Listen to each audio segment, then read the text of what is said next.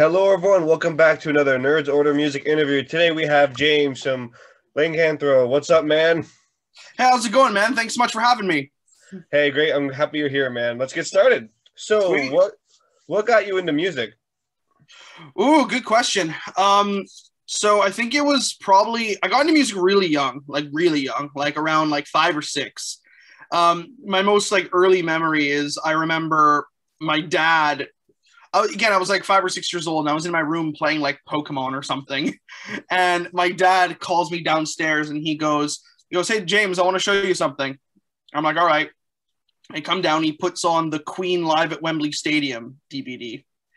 And I was mesmerized by the whole thing. And I watched the whole thing. And I knew then that that's like, I saw Freddie Mercury and Brian May. And I thought, I'm like, I want to be a singer and I want to be a guitar player. So, why not both? So that's kind of how, that was kind of my big introduction into wanting to be a musician, was definitely Queen for sure. Nice. I love it. Queen is so inspirational. Yeah, like I've always said to people that, and this is a bit of a hot take, but I argue Queen is more important than the Beatles. Oh, I agree with you on that, honestly. Yeah, like I've said that to a few people, and they're all like, "How dare you?" I'm like, "No, Queen is probably the most important band of all time. I think." They are. Yeah, Inspirational. It's used in so much stuff. Like, We Are the Champions used almost every sporting event known to man.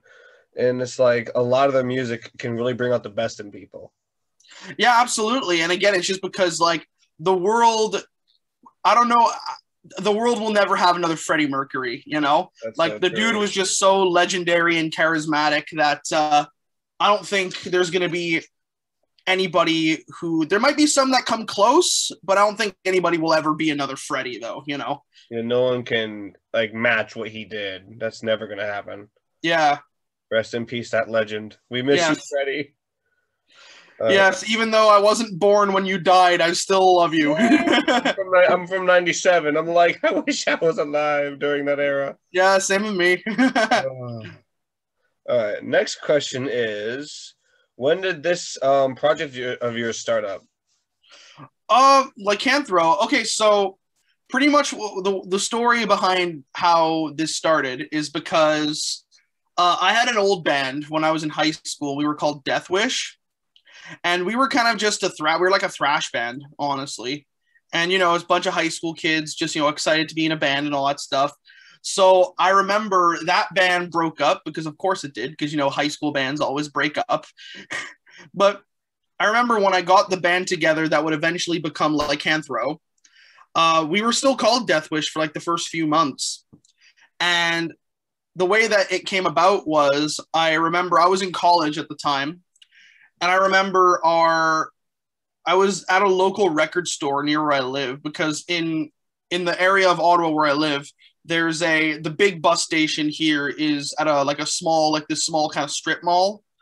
And I would wait there, and if the bus was going to be to go to college, if the bus was going to be like half an hour, like if I was going to wait a while to get on the bus, I'd go to the record store. And I was flipping through the metal section one day, and I come across this album that was called "At the Edge of Damnation," and it was by a British band also called Death Wish. So I bought it, and I thought, damn, I found this at a local record store. We need to change our name. So that's kind of how Lycanthro was born, was the whole fact that I wanted to do like a more melodic-y kind of band, like as I said, like power metal or old school metal, like kind of in the vein of like Priest or Halloween and stuff like that, and incorporate wolves and werewolves because I've always had kind of an affinity for those. Yeah. And yeah, so that's kind of how that name and the band itself came into existence. I love that. I was actually about to ask the question about what inspired the band name, but you kind of already answered. Oh yeah, well both of those kind of like are kind of, it's the same story. Both of those kind of happen at the same time. So Yeah. All right. My next question is, what is your music writing process? ooh, that's a really good question. I know that some people have like different ways of doing it, like, oh, I start off with the melody or start off with the riff or whatever. For me, it's very kind of, it just depends on what comes to me first. Like, if it's no two songs I write kind of start the same way. Like, I always either will have a riff and I'll try and build something off of that, or a melody, like a vocal melody, and I'll try and build something off of that, or sometimes even like lyrics, you know, which lyrics can be probably the most challenging because they'll have the lyrics, you don't have any melody or idea what the riff's going to be yet, you know? So that's kind of how that kind of goes for me. And usually it kind of happens pretty organically from there, because when it comes to our songwriting, I always, well, again, back to what I was saying about, like, this is like the Queen thing, is that I never try and write the same song twice. And I always try and approach things a different way. So I don't really have a concrete way of how I approach writing songs, but it usually comes down to starting off with, usually the melody is like the best way, like the correct way to start. But sometimes it's a riff, sometimes it's lyrics, you know. Sometimes it's even just a guitar lick that won't be the main riff. It'll be some part in the song, you know. So usually it kind of starts from like the bass, like the first thing I come up with, and then it kind of just sprouts from there in whatever direction it goes, you know? Yeah. All right. My next question is, let's get into this new album you're releasing. Tell me about that. Yeah. Mark of the Wolf is, it's been in production for a long time, actually. We recorded it sort of half before the pandemic, half after, like, it started.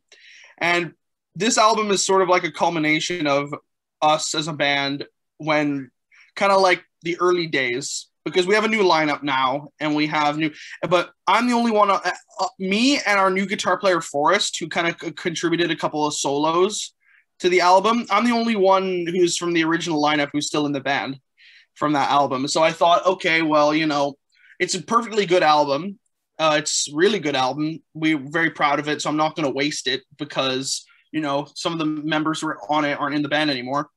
But yeah, as I said, it's just a culmination of our sound kind of from not from when we first started, but kind of like our first kind of like go of it.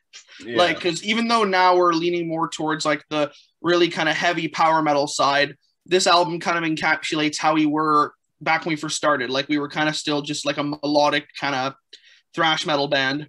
And there's a lot of songs on there that reflect that, and a lot of the songs are just the staples of songs that we would play live all the time, like Crucible and In Metal We Trust and all that. So I'd say that the album is definitely just very much a time capsule of that part of the band, and the part of the band that the people who have seen us live and know us have seen before. So it's very familiar to our fans for sure. But I'm really excited let me rephrase that. I'm very curious to see how people will react for our stuff going forward from this release. Yeah. Speaking of time capsule, I listened to the other stuff you guys did back in 2018. I just loved it. The Four Horsemen EP. Yeah. What inspired the artwork for that? I love the artwork. Ooh, yeah. Well, the thing is, even though I'm no artist at all, like, I'm terrible. I'm not horrible at drawing, but I'm not good either. So usually it was the same thing with Mark of the Wolf, is that usually when it comes to the album cover, I will draw something. I have an idea and I'll try and draw it as best I could. And then I'll give it to a real artist and say, here, do this, but make it better. And the guy who did art for Four Horsemen, he's a German guy. His name is Alexander von Wieding. And he's done art for some like legendary underground bands like, who do you do again? Like Clovenhoof and Exhumer and what was the other big band that he did? I don't remember. But yeah, no, and I liked his style because it was very like comic booky, you know? Yeah. And Four Horsemen of the Apocalypse is like a very loose concept album, because the idea behind it was, have 4 songs and have each song be about each 4 horsemen of the apocalypse. And I drew this mock-up of I had the idea of 4 hooded figures, and they're staring at, and they all kind of have their hands kind of like this, and the world is right there. Mm-hmm. And that's the idea I had. And I just said, okay, do this and make it better. And he added all the other like really great touches that I never would have thought of. Like he added like, oh, they're in space and they had the world's bleeding from the bottom. Yeah, And I you know, love it's that. yeah, and it was the same thing with the Mark of the Wolf cover too. Was we had an Italian guy, his name is Vilio Giusto, and he did the same thing. All I had for the art was I said, okay, I want a werewolf and I want his hand to be like here, and I want it to have like the Mark of the Wolf symbol kind of burned into his hand. That's it. And he added all the really cool touches that like the mark that's on the hands also like in the background in the sky. And this werewolf, he's in like a mountain pass. Like on one side you see like a trail, and on the other side you see like a waterfall. And so yeah, no, I really love the artists that we pick because, as I said, I love when they add stuff that I wouldn't even thought of myself, and that's what makes it, and that's usually what people say. Oh, the art's so cool, you know. Definitely. When I first saw the Four Horsemen of the Apocalypse, I'm just like, the art style just drew me in. I first saw that one, you were talking with the Revel of Autumn. I'm like, this guy looks interesting. I look at the band, I see the EP, I'm like, okay, I'm already drawn in. Because the artwork sold me. I'm just like, yes, I love art like that. You have no idea how many people have said that because, again, we're a relatively, like I said, we're a relatively smaller band at the moment. So when we had the Four Horsemen CDs, like when we were selling them at shows, you have no idea how many people have said that. They like bought it based on the art and then they listen to it and they're like, oh, the music's great too. So I think that's a really good, I find personally that you will get a lot more listeners if you have good art for your album cover, because I've seen many, many bands who they'll have really good albums, but the album art is not shitty, but like just very like mediocre. Yeah, just mediocre, you know? And I'm like, yeah, that's not going to draw in potential new listeners because they'll see it. They'll be like, oh, you know, like I've seen bands, and this kind of is a big pet peeve of mine. I've seen bands where they'll release something. It's literally just their logo and the name and nothing else. And I'm just like, come on, you know, that's just. See, AC/DC did that when it was cool, but it's no longer in style. Yeah, yeah. When they did the album with all like where the whole thing was all black, was just AC/DC. See, that worked back then, but that doesn't work anymore. Yeah, like I find that that's one of the big problems nowadays with a lot of that stuff, because I find that way too many bands now are trying to copy kind of the older bands, and I'm like the one I see the most is Metallica, you know, like I see all these bands trying to be Metallica, and I'm just like, look, Metallica's Metallica. You can't be, you know, you have to be yourself. Yeah.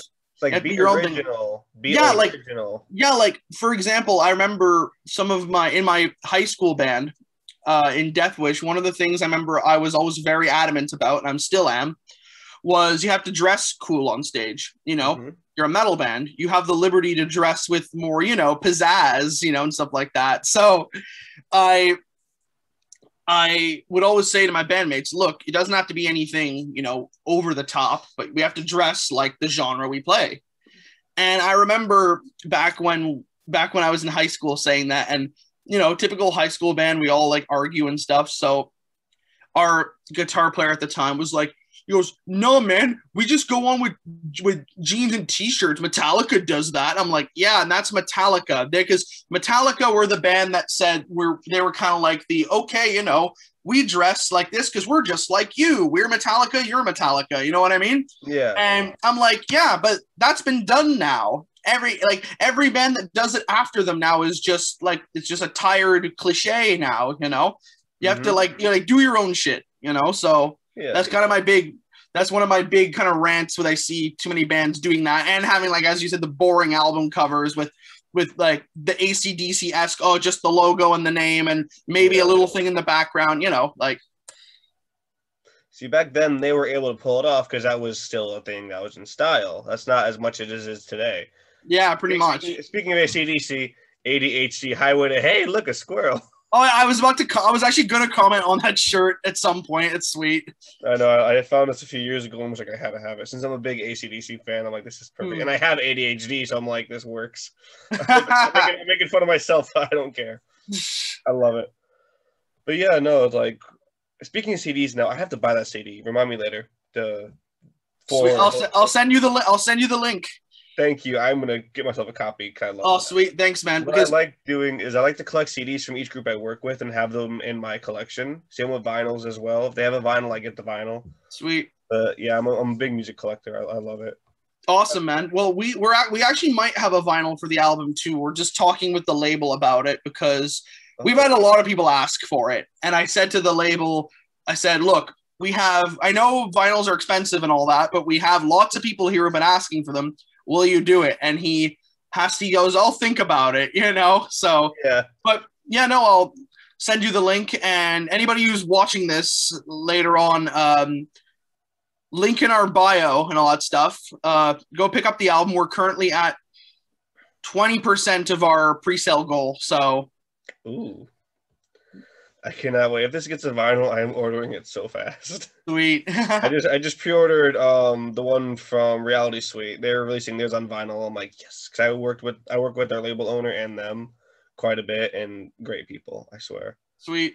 And it was funny how you contacted me to do this through Arrival of Autumn, because those guys are great. I love those guys. They're sweet.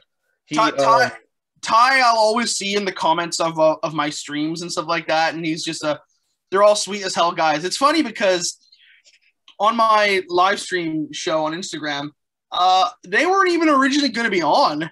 I did a stream with a friend of theirs, and they just showed up in the chat. Like, that's actually how I got a lot of the guests, like the bigger guests that I've had. Is that because the thing I always say to people is that you never know who's going to show up in the chat. Yeah. So a lot of the bigger names I've gotten are people who I've seen show up in the chat. I message afterwards and be like, hey, do you want to come on the show too? And they're all like, yeah. And the Arrival of Autumn guys were definitely one of the most fun ones I had, because those guys are just, they're all hilarious. So then the little anime filter I saw going on in that video, I was laughing so much. Yeah, I have to do that again, because I have to do that. It's one thing I'm gonna do at some point with a stream is that I'll just start off the stream with the anime filter, and then when they come on, I'll just be like, "Hey, how's it going?" And then they'll just be like, Yeah, dude, I have so much respect for Tyler. He told me to get Zoom, like he taught me the basics and got me started on this. Because he was my very first video interview, and I'm actually working with him again pretty soon when their new album comes out, which I'm super pumped for. But yeah, such a nice guy. I have so much respect for that man. Yeah, they're sweet dudes for sure. They really are. I want to go up to Canada now so bad after the pandemic just to see all of you guys play live. That'd be so fun. Where do you live? I'm actually in the States. I'm in Connecticut. Oh, that's not that far. Yeah, it's not that far at all, honestly. Yeah. A few hours on the road and poof, I'm there. Yeah. I definitely gotta do that. All right, my next question is, who would you love to collaborate with in studio and on stage? That's a really good question, because I literally could name you like 100 people. Go for it. But I'll try and just name like kind of my big ones I'd like to. So my dream person to have on one of our songs is Hansi Kirsch from Blind Guardian. He's one of my favorite lead singers. And he's the person, and he's someone that, like, I kind of make my goals with this kind of stuff like realistic. And he's someone that he's done lots of guest work with other bands before. Hell, he did a song with a band that I know personally. So yeah, probably my number one pick would probably be Hansi from Blind Guardian. He's one of my favorite singers. Another one I'd say is Adrienne Cowan from the band Seven Spires. She's someone, I know her personally, but she's getting a lot of clout, and she's getting really, really like well known and gaining a really great reputation. And she probably has she's one of my favorite singers as well, and she's someone that it would be a dream come true for me to do like a duet with her. So that'd be another one. And the other one I can say that I can think of off the top of my head is Arian Lucassen from Arion. The dude is an absolute musical genius, and I would love to be able to have him do like a guitar solo on one of our songs, or work with him in some capacity, just so I could like learn from him or something like that. So I guess off the top of my head, I think it'd be those three. I could obviously say like, Rob Halford from Judas Priest or something like that. I love Judas Priest. It tied for my favorite band. So like I could say like the obvious stuff like Rob Halford from Judas Priest or hold on. I'm just looking at my CD collection because I'm trying to figure out who else I could say. Mine's right behind me. I know the pain. All my Yeah. stuff is like right behind me. In that little music shelf area with the speakers. Oh, sweet, man. Yeah. Yeah, and like Toby Sammet from Adhd, Avantasia, stuff like that. I can name so many, but those are like the ones off the top of my head that I can think of. That's all great choices, honestly. Like, I love a lot of those bands. Jeez. There's some bands I would love to speak with one of these days, too. I'm just praying it happens.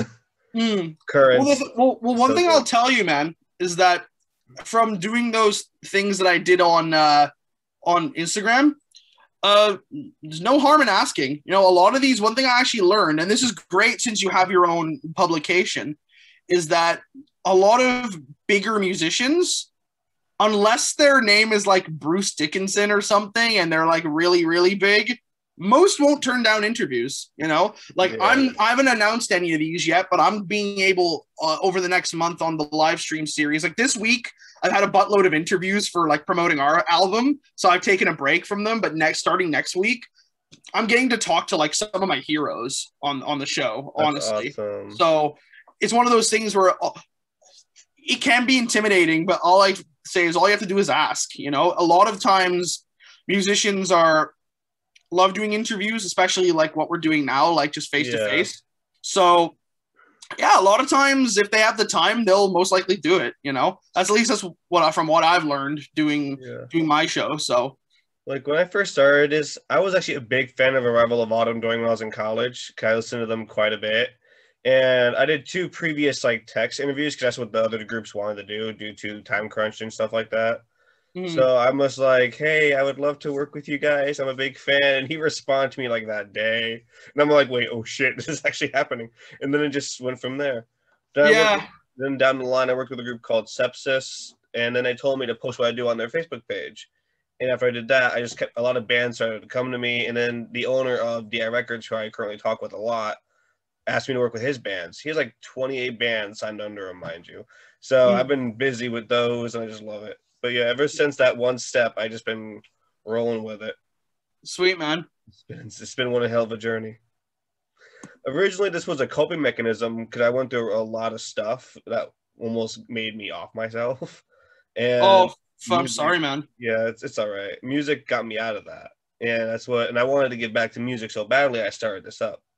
Yeah, you told me about that. Yeah, like over the DM, and that's incredible, man. And it's a great I can totally relate too, because that's sort of like I find that doing this kind of thing, just being social, is the best way to get over it. And especially now with these COVID times, doing those, like you doing the interviews and me doing the live stream show that I do, it was for the same thing. It was pretty much like I went through a huge depressing point in my life, and I kind of got out of it from starting to do those, because then it felt like, you're talking to people at a show again. You know what I mean? Yeah. So like it's great to hear that this has been helping you out a lot, man. And giving back. It's the best form of respect and homage to musicians, because music helped you, so in turn you're helping other musicians by giving them some free press and all that stuff. That's the best that's the absolute best kind of equivalent exchange, I guess. That's my big goal here, is to help bands as much as I can. Mm-hmm. One day I'm hoping I can talk to Currents, because they're the ones who got me on this journey. I would love to speak with them someday, but that's still a dream, but it might be a reality. Who knows? Because like I said, I've been doing this ever since to give back. And the label I work with, DI Records, the owner actually messaged them for me, and they responded to him wanting me to send over my stuff. And I'm like, okay, I'm just still waiting to hear back from them. But Sweet, it's man. Like they actually responded to him, so I might have a chance. Sweet, man. Awesome. It's insane. But yeah, no, like metal has been like my home genre for years. Like I listen to all sorts of music. I can go from orchestra to thrash metal in a day. But I always return to metal because metal has, in my eyes, the most meaning with its music. Yeah, I find metal music is probably, out of most of genres of music, it's definitely one of the most honest, for sure. Because metal music, I find with most bands, when it comes to their music, no one's fake. Everyone's like, this is me. This is what I represent. Take it or leave it. You know what I mean? Yeah, It's exactly. very honest music for sure. That's why I love Currents. Like all their songs hit so hard. I'm over here thinking to myself, like I was just processing everything as I was going through that depression, and that music woke me the hell up.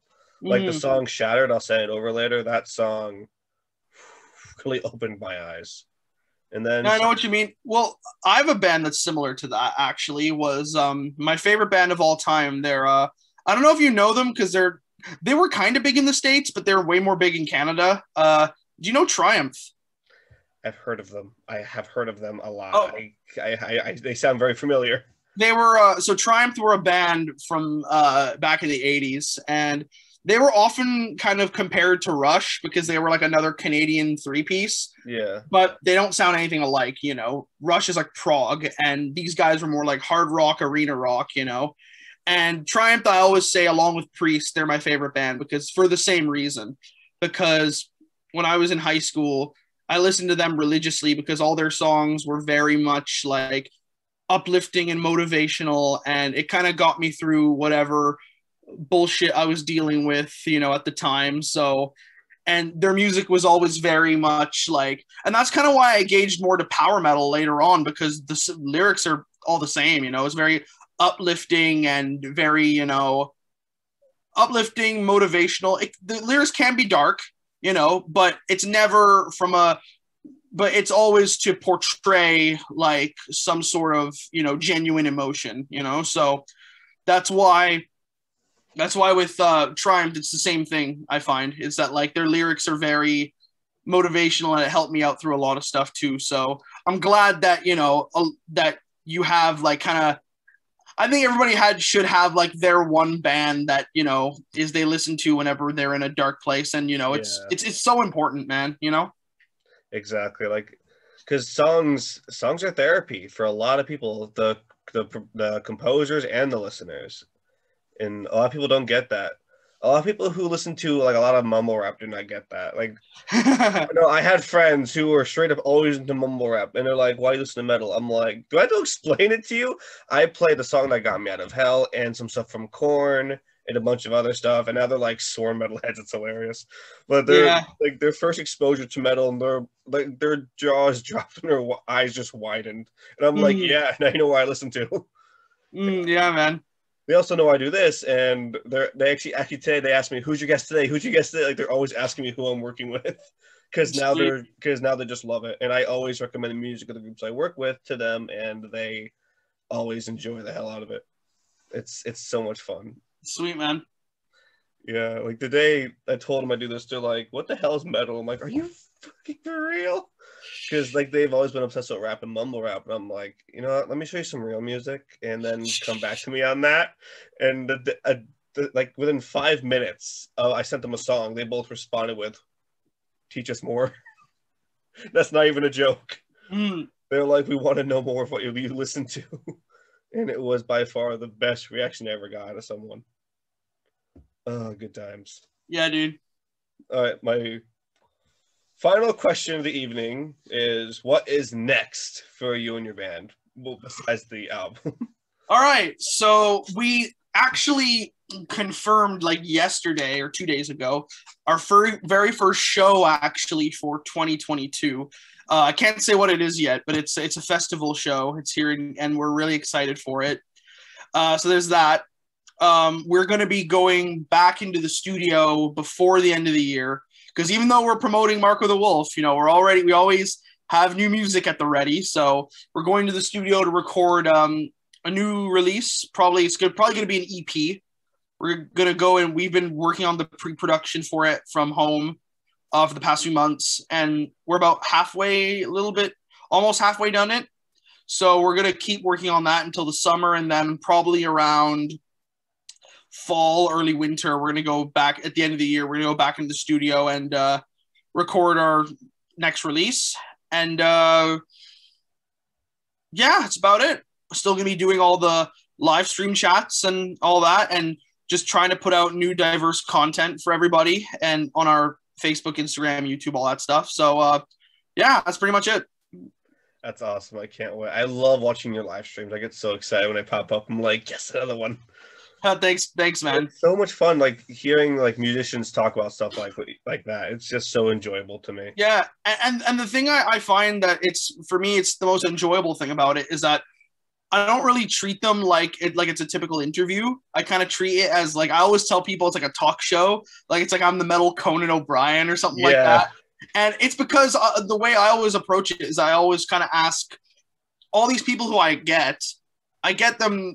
I always kind of ask them stuff like kind of the stuff that like I'd like to be asked, and I always ask them sort of like the really kind of deep kind of cut questions and sort of in conversations. Like I'll always talk to them about like I remember, as I said, I had Adrian from Seven Spires on, and I always asked her about like how do you develop this vocal technique?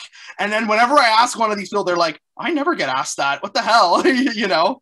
So yeah, they've been very, very awesome for us, and it's been great to be able to get to know some of the people, kind of like what you've been doing as well. It's like getting to know, you know, your heroes, you know, because, you know, some people say don't meet your heroes, but I don't think it's as bad as, you know, some people think.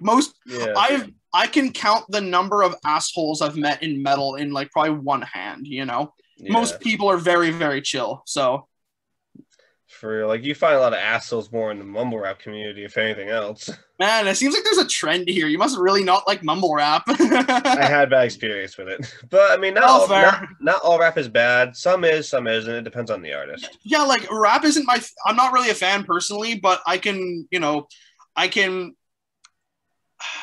tell when someone's talented, you know. Yeah. Like I have friends, I have people I know who rap, and they're fantastic at it, you know, and they are definitely. It's like it's their thing, you know. It's their and they're genuinely talented, you know. So. Because rap vocals is not easy, you know, like the way you do, like when you like this is coming from a perspective of a vocalist, when you actually find out like the techniques that legit like hardcore rappers use, it's difficult.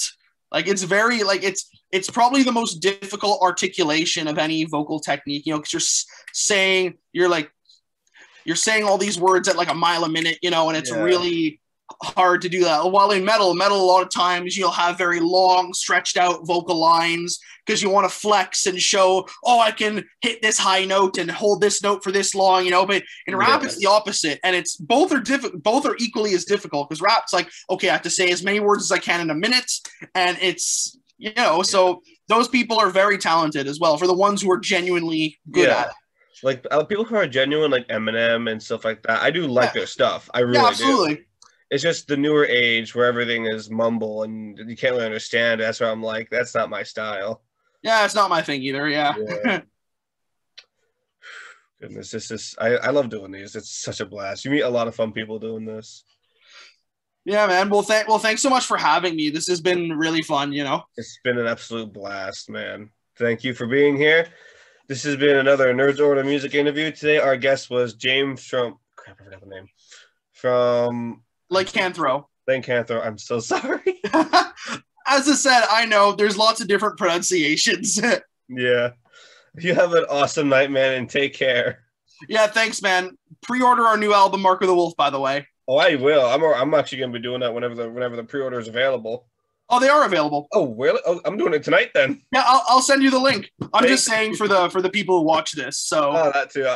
Go listen to our single and pre-order the album if you like it and all that good stuff. All links will be in the description. Have a good night, everybody.